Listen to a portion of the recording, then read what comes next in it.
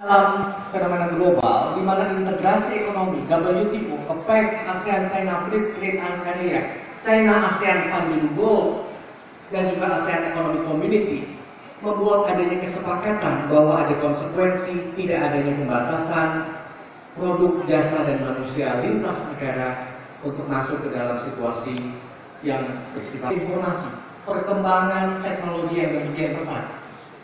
Asia Pasifik, pusat pertumbuhan. Mari kita lihat ekonomi Indonesia, India, China, dan Indonesia diperhitungkan dalam catatan global.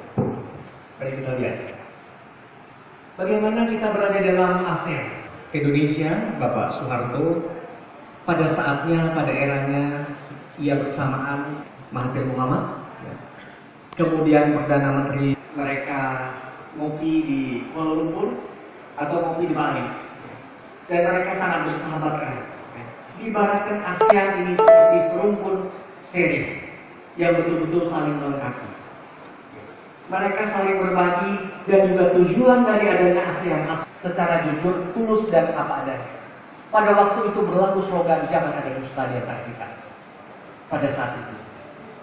Tetapi saat ini situasinya bisa berubah.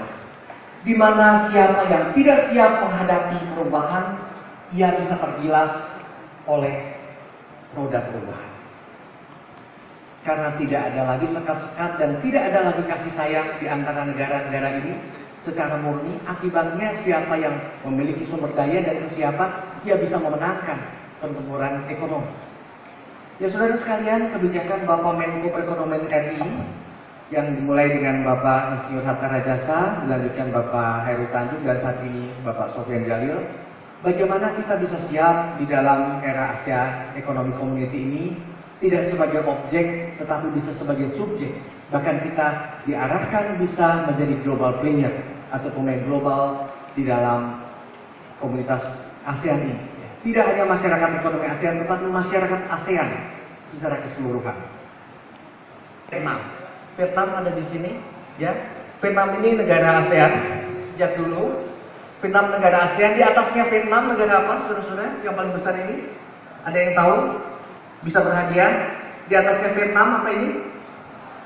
Negara besar? Bukan ASEAN tapi negara besar apa ini? Ya. Perhatikan dan pikirkan bagaimana cara membuatnya. Ada power bank harganya 35.000. Buatan dari mana? 5.000. Bagaimana kita siap bersaing? Dengan efisiensi dan mass production. Sebagai sivitas akademika teknik sipil dan akan menjadi alumni teknik sipil, bagaimana bersaing dengan masyarakat yang demikian efisien. Power bank 35.000 dan handphone seharga 225.000 sudah bagus banget. Bisa Facebookan, Twitteran, dan bahkan apa yang lain, BBM-an, WhatsApp-an, dan TTM-an, Facebook, BBM-an, WhatsApp, ya. Juga ada Line, KakaoTalk, dengan biaya yang sangat efisien. Bagaimana kita menyikapi negara China yang masuk di seluruh negara ASEAN dengan biaya yang sangat murah, termasuk tenaga kerjanya mau dibayar dengan sangat efisien. Apa yang terjadi? Di tengah mau dibayar dengan biaya yang sangat efisien, di tengah juga biaya-biaya produksi yang demikian murah, bagaimana kita bersaing ketika kualitas tenaga kerja kita jauh lebih rendah dan etos kerja kita jauh lebih rendah daripada etos dan kemauan negara-negara ASEAN. Saya cerita sedikit, saya bicara di seminar, bisa mungkin pagi di Riau, siang sudah diundang di Bali, termasuk motivator. Dan kalau masih kuat itu bisa jadi malam di Jakarta. Saya perhatikan kesiapan masing-masing penyelenggara seminar. Ada yang begitu tiba sudah dijemput sampai ketika saya ketua panitia seminar juga sering buat dunia komersial. Saya pastikan pembicara saya mobil itu dibawa pesawat. Mobil dibawa pesawat, dia tinggal naik. Dan saya buktikan setiap saya pegang tanpa biaya apapun. Saya menjamin service excellent. Mereka sudah siap karena keuangan juga baik. Mereka sering keluar negeri, punya kemampuan global di dalam berbahasa, maka kesiapan ini mohon izin Pak Kepengurusan bahwa tidak bisa ditawar-tawar lagi. Dan kesiapan ini dimulai dengan perubahan dari paradigma kita berpikir tentang apa itu ASEAN Economic Community, apakah sebagai peluang ataukah sebagai ancaman. Kita lihat tingkat persiapan pemahaman masyarakat ASEAN. 81% masyarakat ASEAN telah mengetahui keberadaan ASEAN, namun 76% diantaranya masih kurang memahami yang baik tentang ASEAN. Kita lihat hasil survei dari ASEAN Business Advisory Committee tahun 2012 menyatakan bahwa 60% pebisnis di negara-negara ASEAN memiliki pengetahuan mengenai ASEAN Free Trade Agreement, sementara 45% pebisnis melihat daya tarik ASEAN sebagai suatu wilayah ekonomi yang terintegrasi. Ya, ada kemiripan dari karakteristik dan culture orang-orang di negara ASEAN.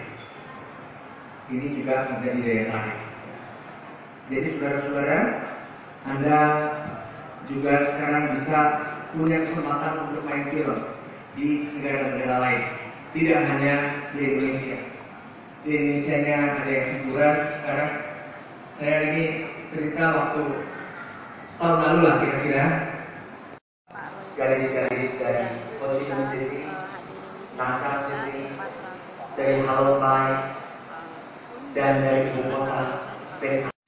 Intinya kita itu banyak menghadapi tantangan. Ini sudah pasti. Jangan terlalu banyak senyum menghadapi dunia,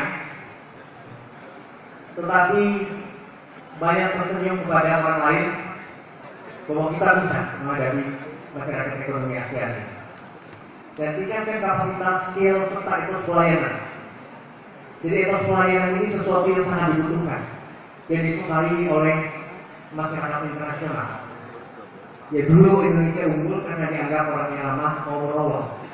Menurut saya sekarang sebetulnya kalau betul-betul masuk ke Vietnam, ya, saya pernah dari Vietnam itu mau merubah jadwal penerbangan Malaysia Airlines jurusan Vietnam dari Ho Chi Minh City Jakarta.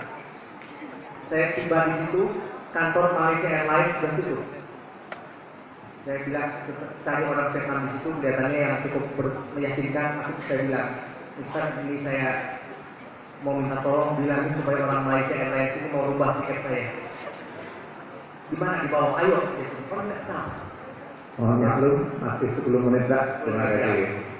Nah, ini adalah etos pelayanan yang diperlukan di dalam teknik global. Terima kasih Pak Ustaz.